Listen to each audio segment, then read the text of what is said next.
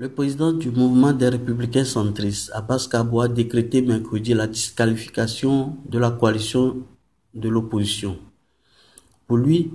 les responsables des 14 partis politiques, à commencer par Jean-Pierre Fabre, le chef de file de l'opposition, ne sont pas qualifiés pour parler de ceux qui doivent prendre part ou non au dialogue. Tout est clair aujourd'hui que l'opposition continue de souffrir de son absence de maturité politique et ses leaders sont plus portés vers l'envie de faire du show devant des militants médusés plutôt que de confronter leur expérience vécue à celle d'ailleurs pour s'assurer qu'ils sont en phase avec l'idéal politique poursuivi et qu'ils tiennent le bon bout de la lutte. Ce qui fait que nous avons en lieu place des vrais leaders capables de diriger, des porte-paroles relayant sans aucune analyse des rumeurs de la masse désabusée, pour ne pas dire de mauvais observateurs des événements internationaux, des responsables politiques dépourvus de tout réalisme. À cette allure,